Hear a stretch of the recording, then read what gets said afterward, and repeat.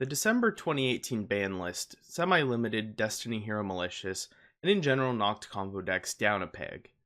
Burning Abyss players have come up with some new combos and tech cards to adapt to the new format, and we're going to be looking at many of them in this video. First, we're going to look at a couple new combos, and then we'll just discuss some of the tech cards in general. So without further ado, let's look at a couple of the combos. Okay, so the first combo we're going to look at is primarily for going first, and there's a particular reason for that we'll get to later. But essentially what it is it is the 2-card Beatrice combo with an additional extender. It uses Summon Sorceress, as you'll see in a moment. So the basic way we start this combo is, of course, normaling Rhino Warrior, specialing Burning Abyss monster, overlaying them, and making our first Dante. Much like our 2-card Beatrice combo, we first detach Rhino Warrior, we mill 3 cards, doesn't really matter what they are. Fiendish Rhino Warrior effect is going to send Graph to the graveyard, Graph effect. Summons Seer. So we sort of have our typical start here, but here's where we diverge. Instead of making Underclock Taker, we are instead going to be making a Reproducus, which is just sort of a generic Link 2 here. Dante and Seer are both going to activate. Seer is going to summon Dante under the Reproducus. Dante will add Seer back to our hand.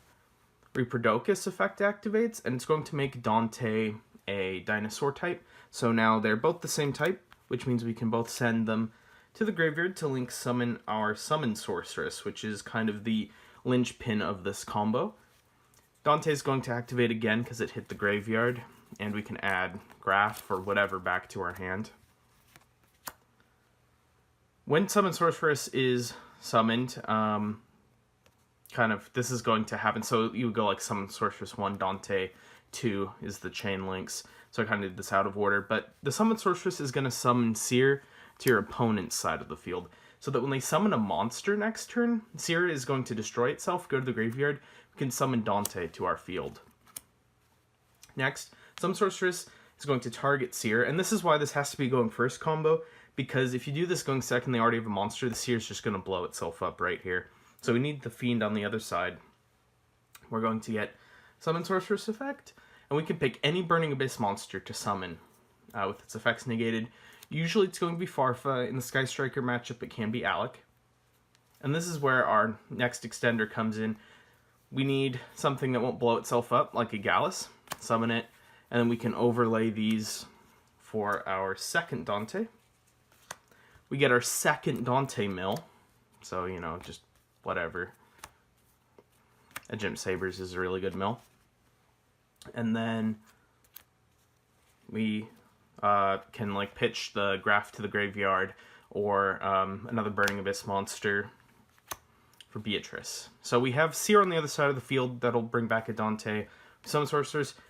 We have Beatrice with 2 materials, including one that we chose. We milled with Dante twice, so this is already a pretty good combo.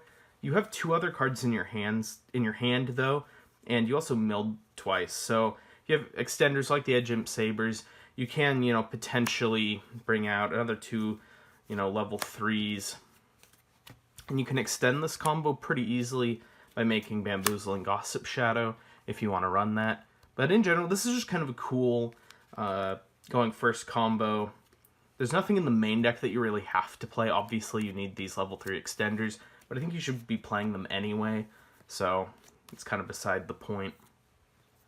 Really, you just need Summon Sorceress and Reproducus to do this. It's really good because Burning Abyss often doesn't really have anything to do with its resources going first. You just sort of end up with these extra dangers and stuff, and they don't contribute anything. So, just gives you more to do turn 1. Okay, now that we're reset, more or less, we can talk about our second combo here, which is going to be primarily for going second.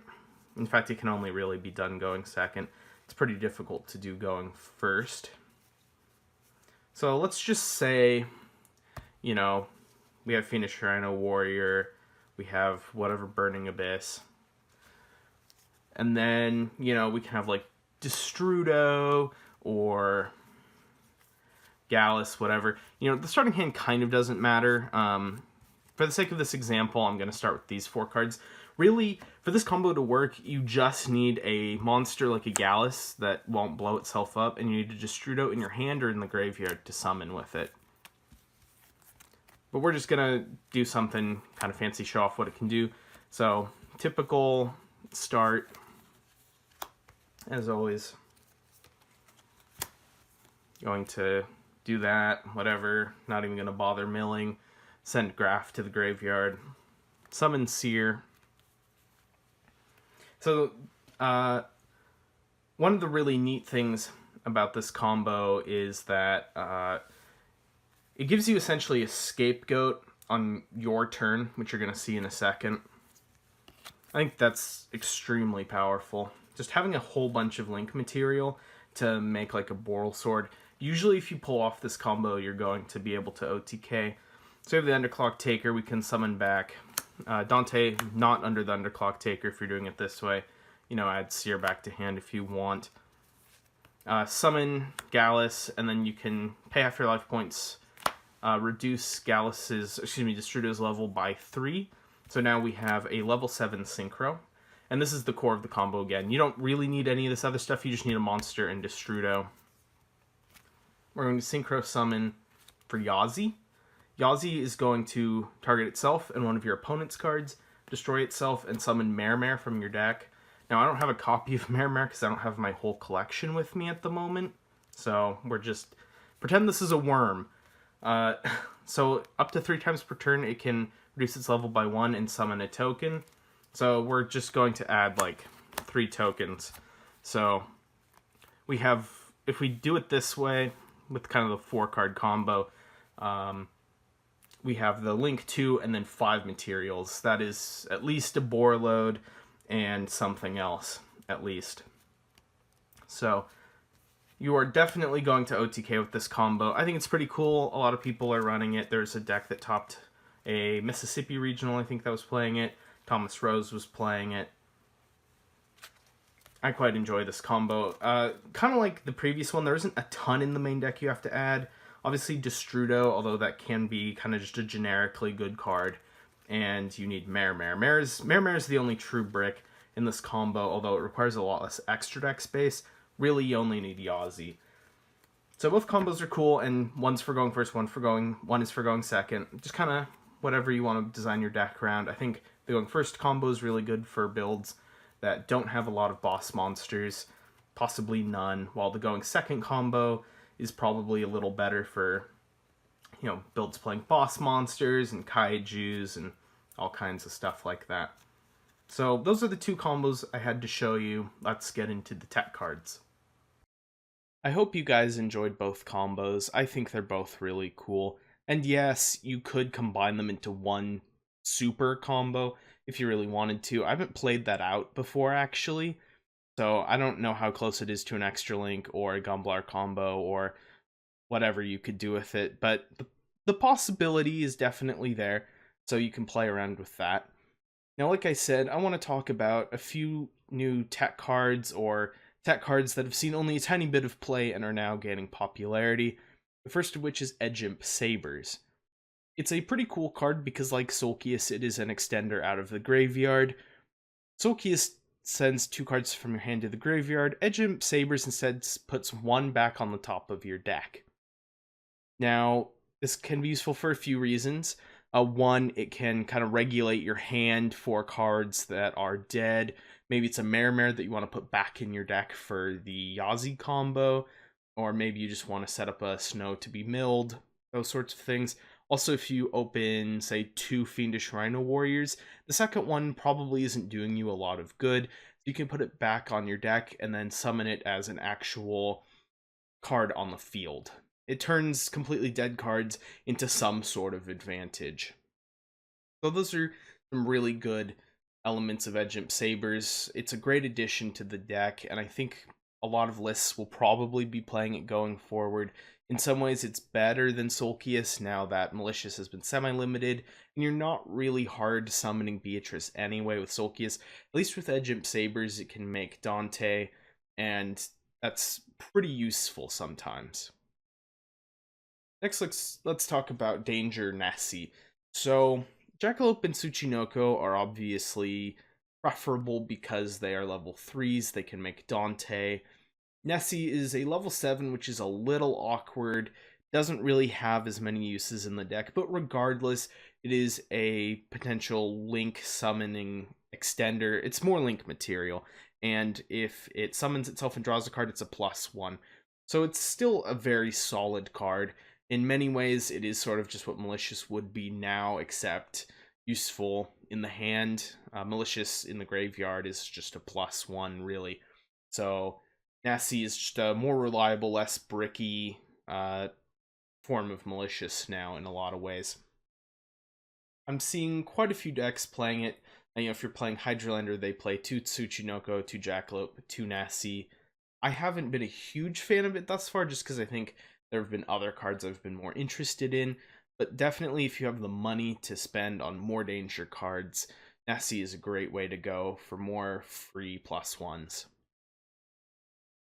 Next, we'll talk about Defrag Dragon. Now, unfortunately, this is a card that, as cool as it is, hasn't really seen a whole lot of play, partially because of Orbital Hydrolander. Its first effect allows you to discard a card from your hand and special summon it, which is pretty useful, gets things like Snow into the graveyard. It's a level 3 extender.